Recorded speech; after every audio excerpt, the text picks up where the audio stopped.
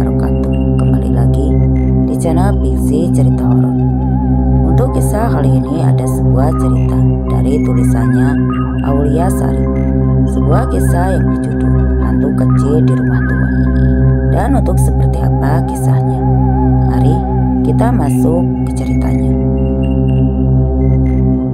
Sore itu suasana di rumah sederhana dengan dinding sebagian terbuat dari bambu terasa begitu tenang.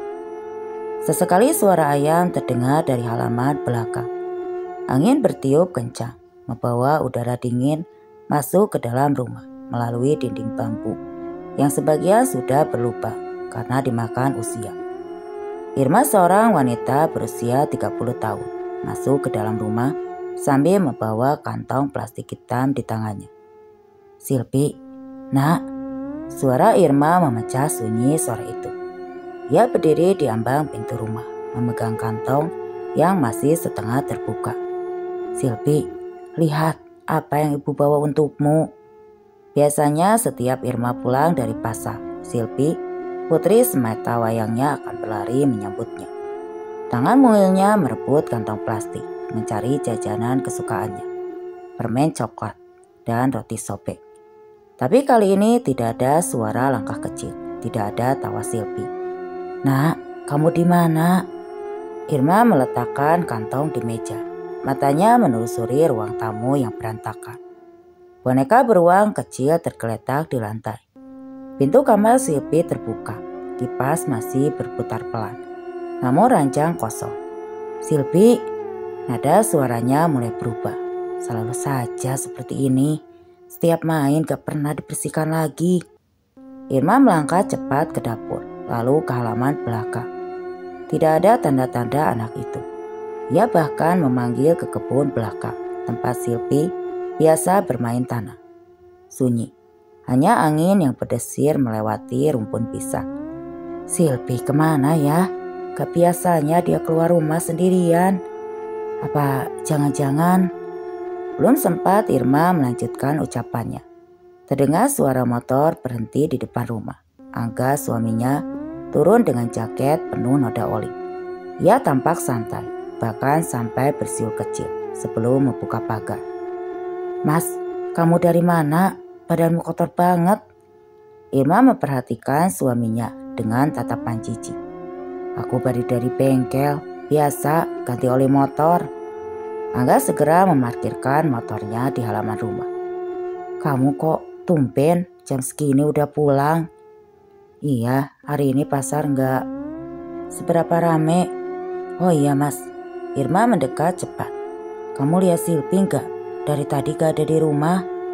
Angga menoleh dengan wajah datar. "Oh, Silpi," katanya pelan, melepaskan helm. "Tadi dijemput sama Hasan, katanya mau diajak ke kota, ada acara keluarga."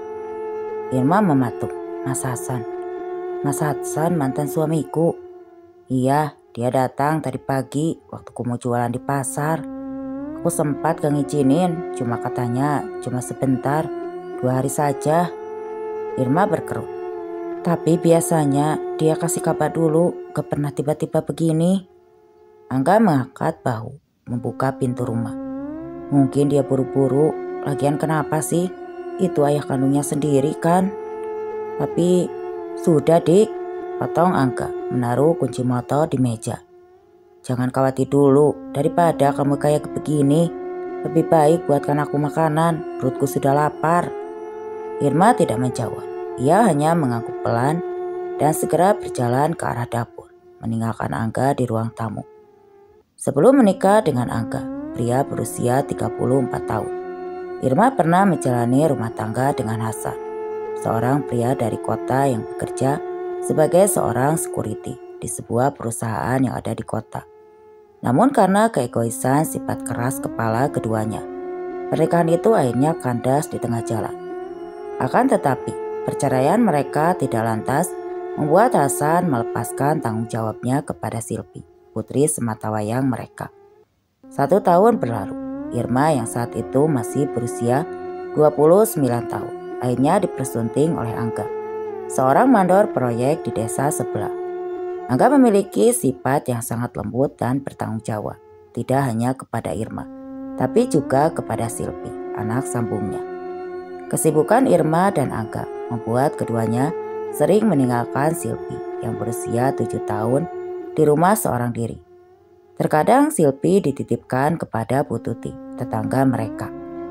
"Mas, kok Mas Hasan belum telepon aku ya?"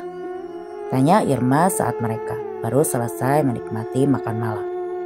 Suaranya terdengar begitu khawatir.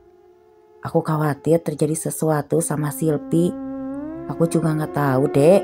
Aku juga khawatir. Coba kamu telepon dia. Siapa tahu dia lupa kasih kabar ke kita." Irma mengambil ponsel yang ada di atas meja, lalu segera menekan nomor Hasan, mantan suaminya. Namun beberapa kali ia mencoba, nomor itu tidak dapat dihubungi. "Nomornya mati, Mas." Suara Irma terdengar hampir putus asa. "Apa mungkin sinyal di sana jelek? Ya udah, kita istirahat dulu, biar besok aku hubungi dia." Irma menatapnya tajam, tapi akhirnya menuruti. Pagi mulai turun, matahari merangkak naik ke atas, keluar dari tempat persembunyiannya seperti biasa. Setiap hari Minggu, Irma dan Angga selalu menghabiskan waktu di rumah bersama. Namun kali ini rumah itu terasa begitu sepi, tanpa tawa dan canda dari Silpi. Irma duduk di kursi depan. Matanya tidak lepas dari jalan kecil yang mengarah ke rumah. Setiap kali motor lewat, jantungnya berdebar. Tapi yang datang bukan Hasan dan Silpi. Jam menunjukkan pukul 9 pagi. Irma masih duduk di teras rumah, sementara Angga duduk di ruang tamu sambil menonton televisi. Remote di tangan, wajahnya datar seolah tidak terjadi apa-apa. "Mas," Irma akhirnya bersuara, "aku gak tenang ya. Aku pengen nyusul ke rumah Mas Hasan kalau begini."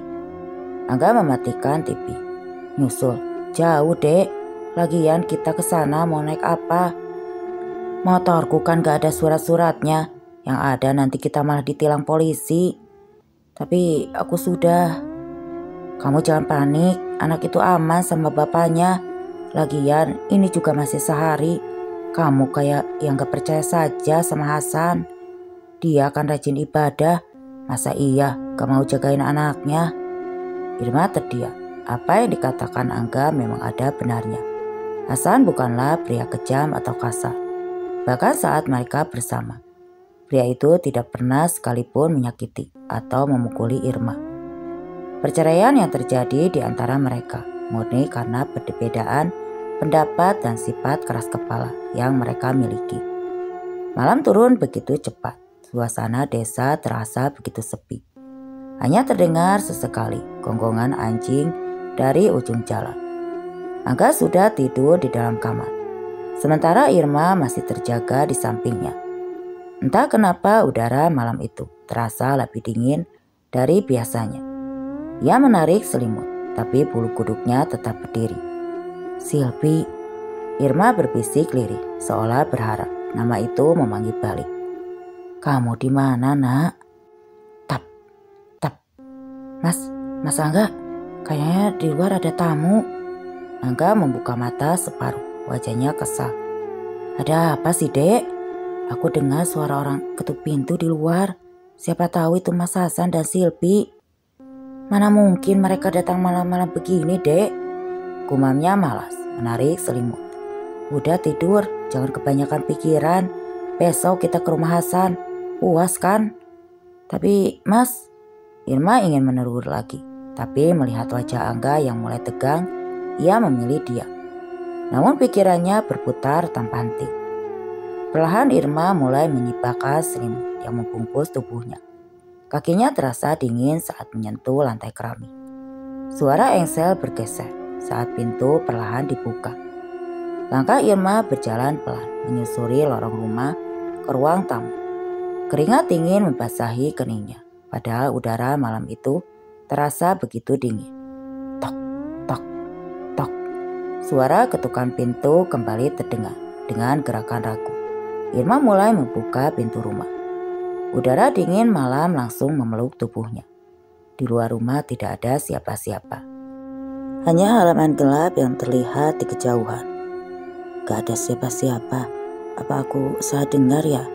Gumam Irma. Ia segera menutup kembali pintu rumah dan segera masuk kembali ke kamar.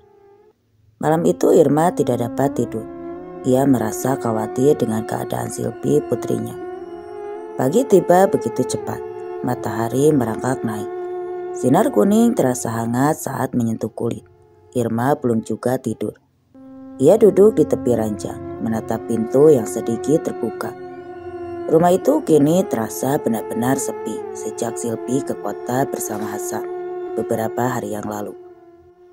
"Wajahmu pucat banget, kamu gak tidur?" tanya Angga saat mereka sudah duduk di meja makan. Irma menghirup napas dalam, lalu mengeluarkannya dengan kasar. "Gimana aku bisa tidur, Mas? Sementara sampai sekarang aku belum dapat kabar dari putriku." "Dek, Silpi itu pergi sama Hasan, ayah kandungnya. Jadi kamu gak perlu khawatir. Aku yakin kok Hasan pasti antar dia pulang.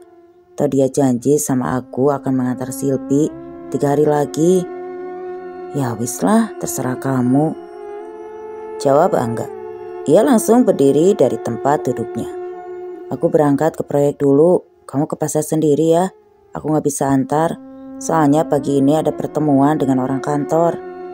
Irma tidak menjawab, matanya menatap kosong ke arah piring yang ada di hadapannya.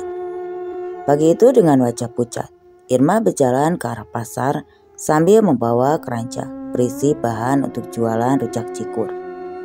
Udara pagi ini terasa begitu dingin. Tanah di sepanjang jalan terasa sedikit becek karena terkena tetesan embun.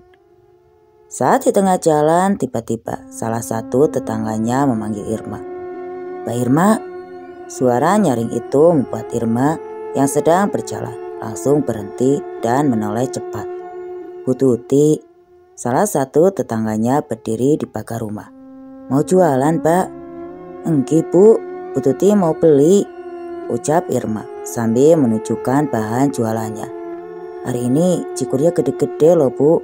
Dijamin pasti puas pokoknya." "Wah, boleh tuh, Mbak. Buat makan, habis bersih-bersih, mantap tuh, Bu." Bu Tuti menjawab dengan penuh antusias. "Oh iya, Mbak. Aku kok lama gak lihat Silpi. Emang dia kemana sekarang? Kata anakku udah 3 hari ya dia gak sekolah." "Iya, Bu, Silpi diajak Mas Hasan ke kota. Katanya sih ada acara keluarga di sana." "Acara keluarga? Kok tumben, Mbak? Perasaan Mas Hasan walaupun ada acara apa gak pernah ngajak Silpi kalau dia lagi sekolah." "Maaf nih, Mbak. Dulu kan kalian sering nitipin Silpi ke aku kalau ada acara ke kota," lanjut Bu Tuti. "Makanya itu, Bu, saya ngerasa khawatir dari beberapa hari yang lalu. Soalnya Mas Hasan kebiasaannya begini." Irma menjawab dengan tangannya yang lincah meracik rujak cikur di sebuah capek kecil. Suasana seketika hening. Aroma kacang tanah dan rempah-rempah tercium dari cobek yang ada di hadapan Irma. Perubahan Hasan tidak hanya membuat Angga dan Irma cemas, tapi juga Bu Tuti, orang yang selama ini selalu membantunya menjaga Silpi. "Ini rujak pesanannya, Bu." Irma memberikan sebungkus rujak itu kepada Bu Tuti. Bu Tuti memberikan selembar uang ke arah Irma. "Mbak, jangan lupa coba telepon atau datangi Mas Hasan ke rumahnya. Kalau nggak keberatan, biar kami antar. Kebetulan suamiku nggak kerja, jadi ada mobil nganggur di rumah." "Iya, Bu, terima kasih." Irma segera berdiri dan langsung berjalan kembali ke arah pasar. Malam turun begitu cepat. Jam sudah menunjukkan pukul 11 malam. Irma belum juga tidur. Sementara Angga sudah mendengkur di sampingnya. Di luar rumah hujan rintik mulai turun. Udara dingin masuk ke dalam kamar, membawa aroma tanah basah dan daun busuk yang begitu menyengat.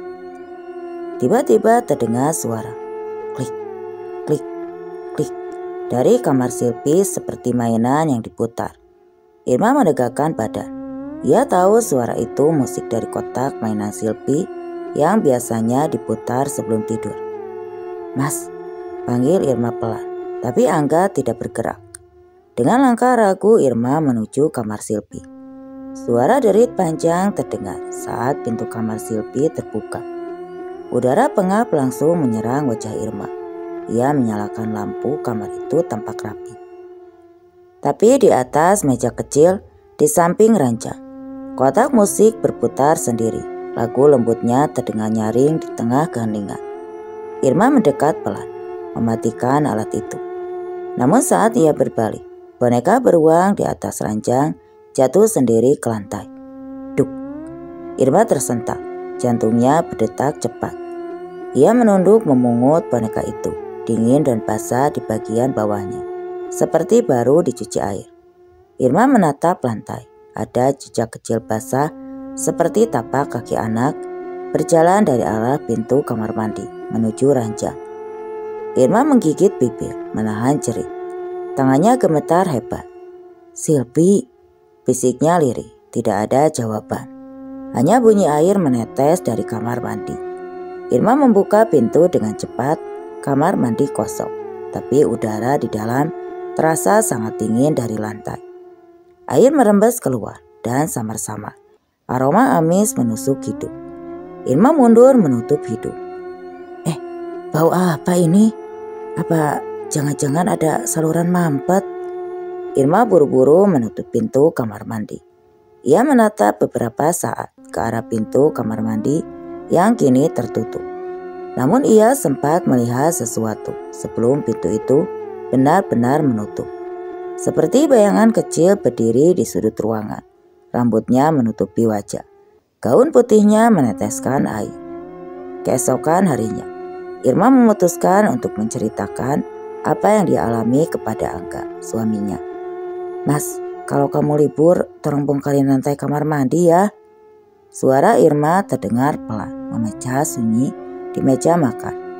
Angga menghentikan sarapannya beberapa saat. "Kenapa?" "Enggak apa-apa, semalam kayak ada bau busuk di kamar mandi. Aku takut ada tikus yang mati di aliran air." "Oh iya, besok kalau sempat aku bongkar," jawab Angga. Nadanya terdengar begitu tenang. "Oh iya mas, kamu hari ini bisa gak antar aku ke kota, ke rumah Mas Hasan?" "Ke rumah Hasan? Mau apa? Kamu tahu kan, mantan suamimu itu gak suka sama aku." Angga meletakkan sendok yang sejak tadi ada di tangannya. "Lagian kita ke sana naik apa? Kamu tahu kan, motorku hanya motor tua, bukan nyampe, malah kena tilang nanti. Gimana kalau kita pinjam mobil Bu Tuti? Kemarin dia bilang kalau suaminya lagi gak ada kerjaan, jadi mobilnya nganggur." "Enggak, aku gak mau. Udah, nanti aku coba cari pinjaman di tempat kerja." Setelah beberapa saat, Angga langsung meninggalkan rumah untuk pergi ke proyek tempatnya bekerja. Setelah memastikan sang suami pergi ke proyek, Irma langsung pergi ke rumah Pak Heru, ketua RT.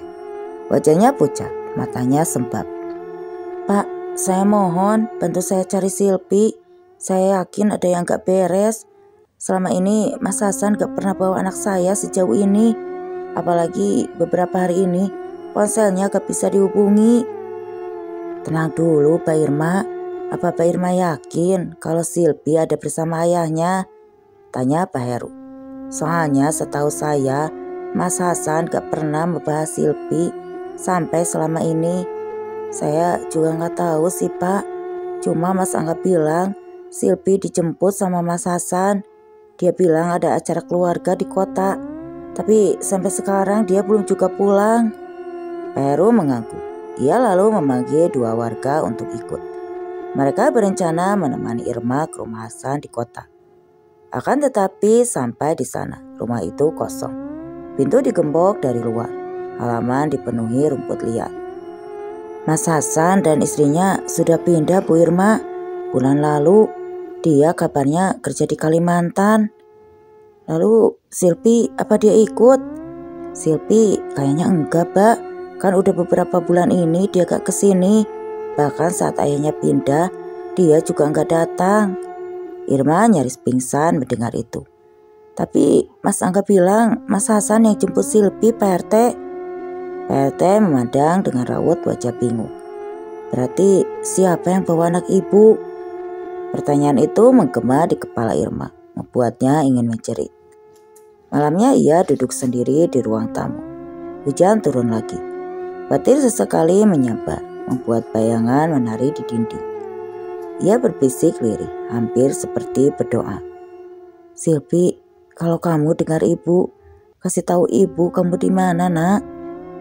Dari arah dapur terdengar suara pelan, suara anak kecil tertawa lirih pelan, tapi penuh kesedihan. Suara itu berganti jadi tangisan anak kecil yang begitu nyata, seolah tepat di belakang telinganya. Irma menjerit histeris. Hari ini Irma terlihat tidak bisa tenang. Pikirannya terus tertuju pada suara anak kecil yang ia dengar selama ini. Irma mencoba sibuk di dapur, menanak nasi, mencuci piring. Tapi pikirannya kacau.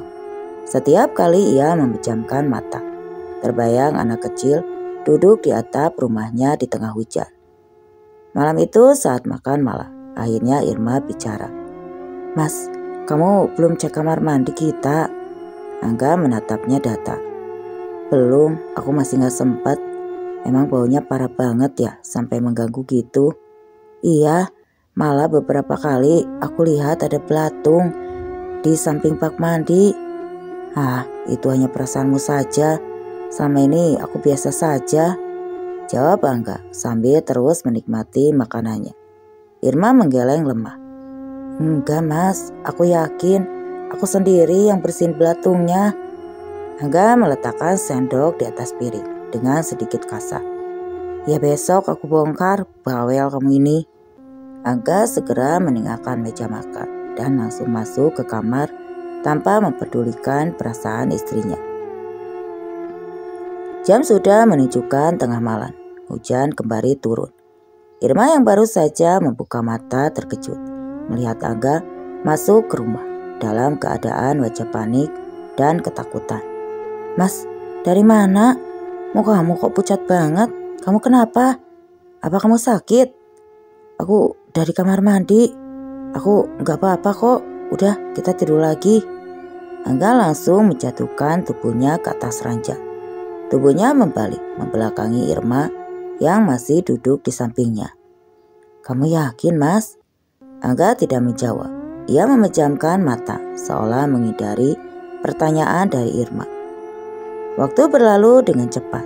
Ayam-ayam berkokok nyaring di seluruh penjuru desa. Matahari perlahan merangkak naik. Aroma tanah basah masih tercium, sisa hujan semalam. Irma yang merasa tidak nyaman dengan keberadaan putrinya memutuskan untuk kembali menemui Bu Tuti. Wajahnya kusam, matanya sembab.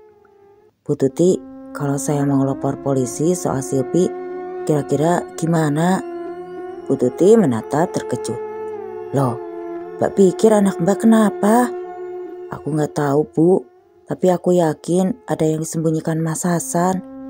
Gak mungkin. Mbak Siti, aku sudah ke rumahnya sama Pak RT, tapi rumahnya kosong. Tetangga bilang mereka sudah pindah ke Kalimantan. Bu Tuti menarik napas panjang. Kalau begitu, Mbak Irma harus cepatnya cari tahu di mana Silpi dan sama siapa. Udara pagi itu terasa begitu dingin, namun tidak dengan hati Irma yang terasa begitu panas. Malam turun dengan begitu cepat. Irma duduk di ruang tamu. Hujan turun deras, petir menyambar. Angga belum pulang, padahal jam menunjukkan hampir tengah malam.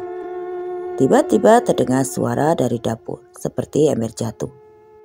Dek, Irma menelan ludah, lalu berjalan ke arah suara. Lantai terasa dingin, udara lembab menusuk kulit. Saat sampai di dapur, ia menatap pintu kamar mandi belakang. Pintu itu sedikit terbuka. Dari dalamnya keluar aroma busuk menyengat. Irma memutuskan untuk segera meninggalkan tempat itu dan masuk ke dalam kamarnya. Malam itu Irma bermimpi buruk dalam tidurnya. Ia melihat Silpi berdiri di depan kamar mandi, bergaun putih kotor. Rambutnya basah menutupi wajah. Ibu, aku di sini. Irma terbangun dengan teriakan tertahan. Napasnya memburu. Tubuhnya basah oleh keringat dingin. Tapi suara itu belum berhenti. Dari arah kamar mandi terdengar isakan kecil nyata. Dengan langkah kaku, Irma segera berjalan ke arah pintu kamar. Suara derit panjang saat pintu dibuka pelan. Udara dingin menyergap wajah Irma. Beberapa saat Irma menatap pintu kamar mandi dengan mata lebar. "Dek, Ibu." Dari luar suara petir menggema keras dan seolah bersamaan dari arah kamar mandi. Terdengar suara air menetes, lalu suara kecil yang lirih memecah keheningan malam. "Ibu, tolong aku." Suara itu terdengar pelan dan serak. Irma menutup mulutnya, menahan jerit. "Silpi," ucap Irma pelan. Suaranya seolah tercekat. "Ya Allah, aku yakin itu suara Silpi, anakku." Malam itu udara terasa begitu dingin. Hujan turun semakin lebat, bersamaan suara gemuruh petir dan cahaya kilat bersinar di atas langit desa. Tanpa terasa air mata Irma perlahan menetes, pelan.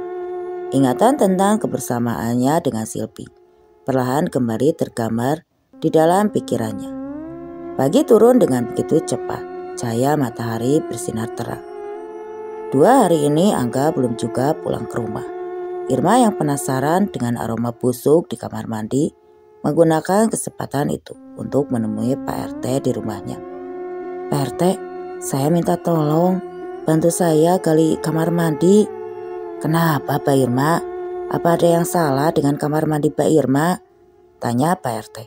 "Saya nggak tahu Pak, cuma udah hampir 2 minggu ini saya mencium bau busuk dan anyir di dalam kamar mandi." Tanpa menunggu lama, Irma dengan ditemani Bu Tuti dan Pak RT dan beberapa warga lain langsung berjalan ke arah rumah Irma.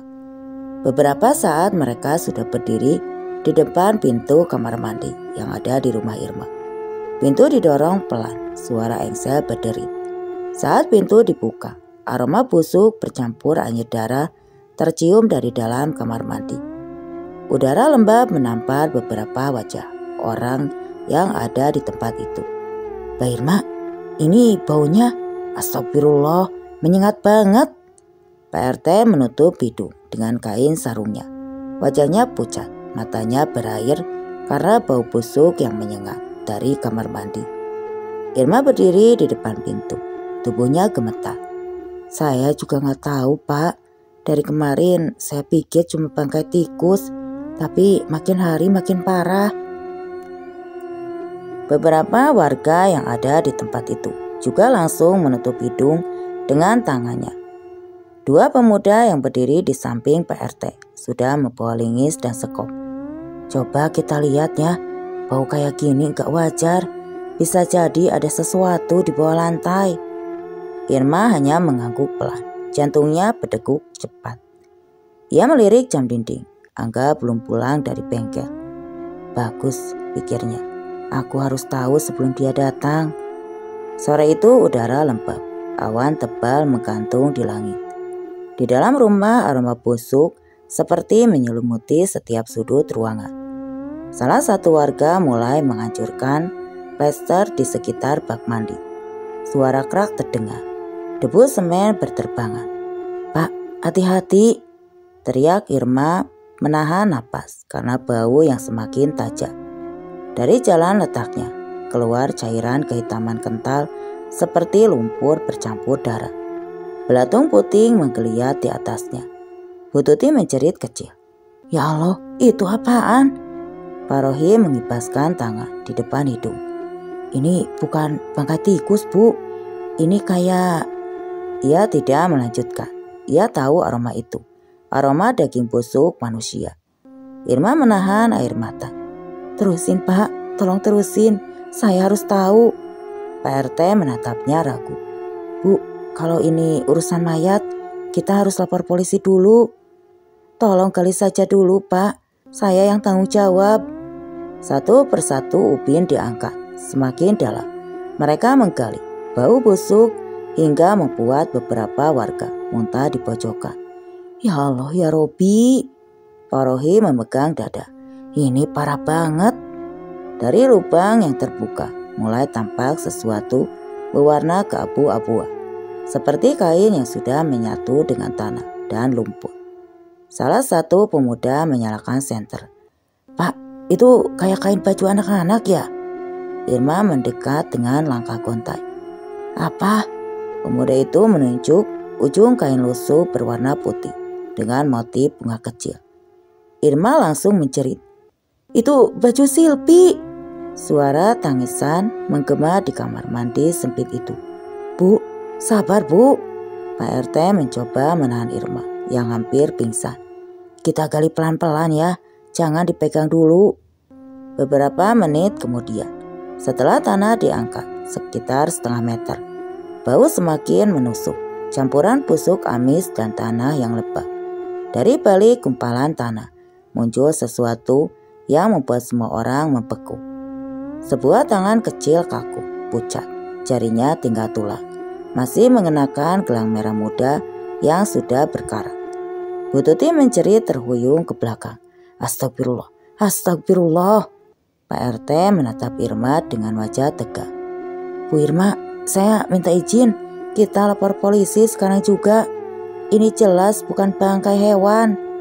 Ia menutup mulut dengan kedua tangannya. Air matanya tidak berhenti. "Silpi, ya Allah, anakku." Pak RT segera keluar rumah sambil berteriak memanggil warga lain. "Cepat, panggil polisi. Ada mayat di rumah Mbak Irma." Sambil menunggu petugas datang, Irma duduk di ruang tamu. Tubuhnya gemetar hebat. Dari dalam dapur masih tercium bau busuk bercampur lumpur. Warga berkerumun di luar, berbisik-bisik. "Astagfirullah, ternyata betul. Kata orang itu anaknya Bu Irma ya. Berarti selama ini..." Irma memejamkan mata, menangis keras. Aku gak tahu." Beberapa ibu-ibu mencoba menenangkannya. Bu Tuti mengusap punggung Irma pelan.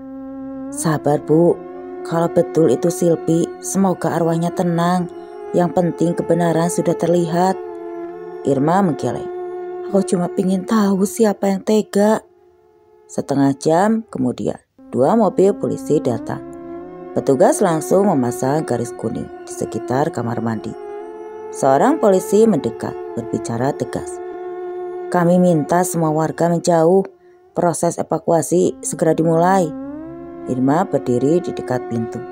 Petugas memotret, mengambil sampel, lalu perlahan mengangkat gumpalan tanah yang menutupi tubuh kecil itu. Ketika jenazah diangkat seluruhnya, Irma menjadi histeris.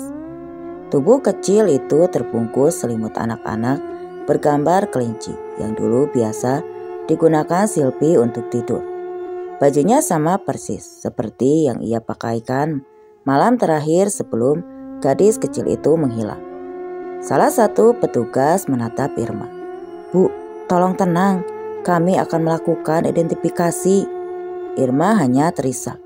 "Gak usah, itu anak saya tahu betul." Saat malam mulai turun, Angga akhirnya pulang.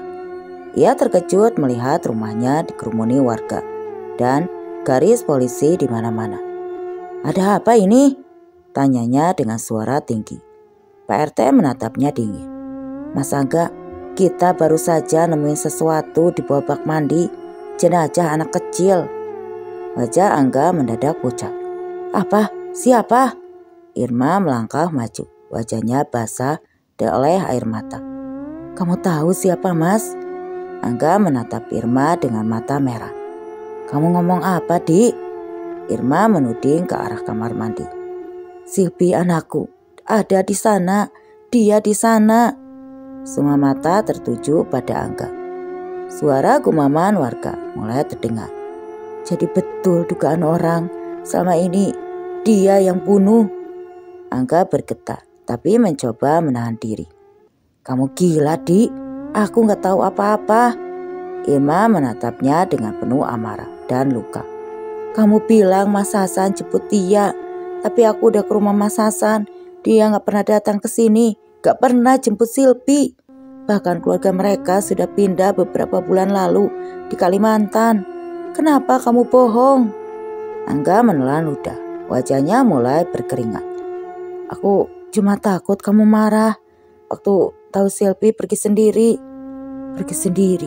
Anak umur 7 tahun, Kamu pikir aku bodoh, Mas? Polisi mulai mendekat. Salah satu dari mereka menatap Angga curiga. Kami perlu Mas ikut ke kantor untuk dimintai keterangan. Angga mundur selangkah. Saya gak salah, Pak. Saya cuma... Irma menatapnya dengan mata kosong penuh air mata. Kamu yang bunuh dia ya? Angga terdiam. Udara terasa membeku. Semua orang menahan napas. Ngaku Mas, aku cuma mau tahu. Kenapa? Angga mengertakkan gigi. Matanya mulai berair. Aku gak sengaja. Suara tangis warga terdengar di luar. Irma menatap tidak percaya. Kamu gak sengaja ngebunuh anakku. Angga jatuh berlutut. Wajahnya menunduk. Aku cuma marah. Dia ngancam mau bilang ke kamu kalau aku sering ketemu perempuan lain waktu kamu ke pasar. Aku panik, Dek. Dia terus nangis. Aku cuma mau dia diam. Irma menutup wajahnya sambil menjerit. Ya Allah. Polisi segera memborgol tangan Angga yang tidak lagi melawan. Mas, semua akan kami proses sesuai hukum. Angga menangis keras. Aku nyesel, Dek. Aku gak mau dia mati. Aku cuma dorong dia jatuh di lantai. Kepalanya kebentur bak. Aku takut. Aku bingung harus ngapain. Irma berdiri lemas. Kamu tega. Kamu kubur anakku di bak mandi, Mas. Angga hanya menangis. Tubuhnya bergetar hebat. Aku nyesel, Dek. Aku tiap malam juga dihantui oleh dia. Aku selalu dengar suaranya. Irma menatapnya dingin. Dia bukan cuma suara, Mas. Itu Silpi. Dia pulang buat nunjukin apa yang kamu lakukan. Semua warga terpaku. Hanya terdengar suara serangga dan rintik hujan di luar. Petugas menarik Angga keluar rumah, menuntunnya ke dalam mobil. Sebelum masuk, Angga menoleh ke arah Irma untuk terakhir kalinya. Wajahnya penuh air mata dan penyesalan. Dek, maafin aku. Irma tidak menjawab. Ia hanya menatap kosong ke arah kamar mandi yang kini telah dipenuhi polisi dan garis kuning. Bau busuk masih terasa, tapi setelah udara lembab sore itu, Irma merasa sesuatu perlahan pergi. Di luar warga masih berbisik-bisik, tapi Irma tidak peduli lagi. Dia berdiri di depan pintu rumah, menatap halaman yang mulai gelap. Angin sore berembus pelan, membawa aroma tanah basah dan sisa hujan. Malam turun perlahan, rumah Irma kini sepi. Hanya tersisa garis kuning dan bekas tanah basah di kamar mandi. Warga sudah pulang. Polisi selesai mengangkut barang bukti. Irma duduk sendirian di ruang tamu, memandangi lantai tanah yang masih lembab. Tangannya gemetar memegang boneka kecil Silpi yang ditemukan di dada jasadnya. Silpi, maafin ibu ya. Ibu gak bisa jagain kamu. Angin berembus dari arah belakang, lembut. Dari sana terdengar suara lembut lirih seperti gumaman anak kecil. Ibu. Beberapa minggu berlalu setelah polisi selesai melakukan otopsi terhadap jenazah Silpi. Jenazah Silpi akhirnya dikembalikan kepada pihak keluarga untuk dimakamkan dengan layak. Suara itu udara terasa begitu panas. Angin enggan bertiup. Daun-daun hijau menatap dengan tenang. Rumah Irma siang itu sudah ramai, dikunjungi oleh para pelayan. Beberapa warga laki-laki terlihat sibuk menyiapkan tenda dan kursi plastik. Sementara beberapa ibu-ibu sedang merajut bunga pada seutas tali. Aroma kapur barus dan bunga tercium di sekitar rumah. Suara lantunan Yasin dan Ishak tangis Irma menggema memecah keheningan siang itu. Assalamualaikum. Suara terdengar dari arah pintu rumah. Irma yang duduk di samping jenazah putrinya langsung menoleh ke arah suara. Terlihat Hasan bersama istrinya sudah berdiri di ambang pintu. Perlahan kaki keduanya masuk ke dalam rumah. Air mata Hasan terlihat mengenang di ujung matanya. Tubuhnya berjalan terhuyung dan nyaris roboh. Sebenarnya apa yang terjadi pada Silpi? Tanya Hasan, suaranya pelan, nyaris seperti bisikan. Bagaimana bisa pria itu membunuh putriku? Maafkan aku, Mas. Aku sudah gagal menjaga Silpi. Wajah Irma menunduk. Hasan menoleh ke arah Irma dengan tatapan marah. Air mata masih menetes di kedua matanya. Maaf, kamu bilang maaf setelah apa yang terjadi kepada Silpi. Sekarang kamu bilang maaf. Kamu pikir kata-kata maafmu bisa membuatnya hidup? Kamu pikir kata-kata maafmu bisa membuat kembali semua seperti semula? Bentakan Hasan, suaranya menggelegar di seluruh ruangan, membuat semua orang yang ada di tempat itu terkejut. Sudah, Mas, semua sudah terjadi. Lagi pula ini bukan kesalahan Mbak Irma. Seruni istri Hasan mencoba menenangkan suaminya.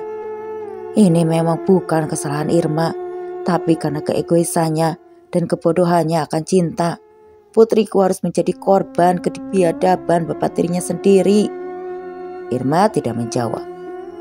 Wajahnya terus menunduk. 2 tahun yang lalu, tepatnya setelah 1 tahun perceraiannya dengan Hasan, Irma dan Silpi menemui Hasan di kota dengan ditemani Angga.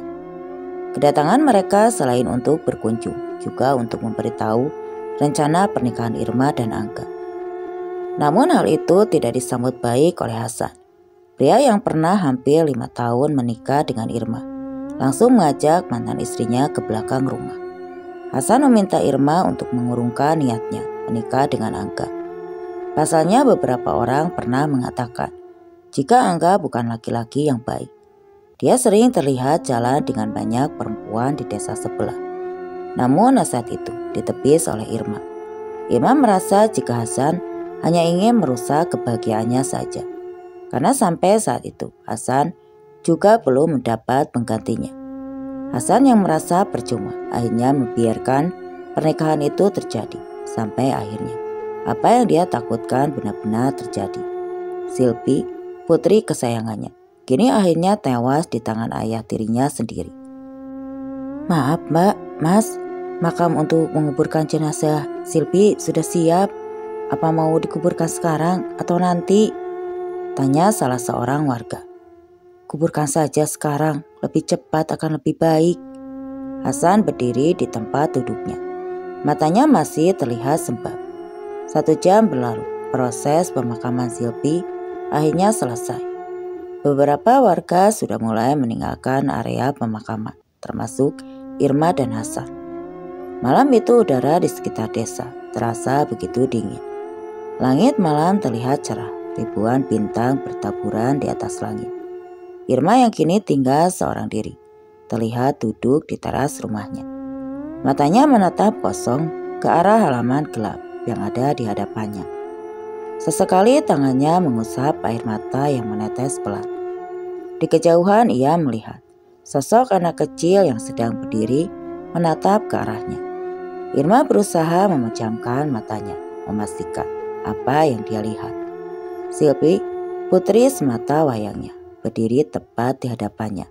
Namun kini dengan kondisi yang berbeda, tanpa luka, tanpa darah. Bocah itu terlihat cantik dengan gaun putih yang membungkus tubuhnya. Senyum kecil tergambar di wajahnya. Perlahan, sosok itu menghilang seperti asap putih yang tertiup udara malam. Oke teman-teman, sekian untuk kisah kali ini. Terima kasih untuk yang sudah mampir di channel ini. Semoga apa yang saya bawakan dapat menjadikan pembelajaran untuk kita semua dan tentunya dapat menghibur. Sampai jumpa di video berikutnya. Wassalam.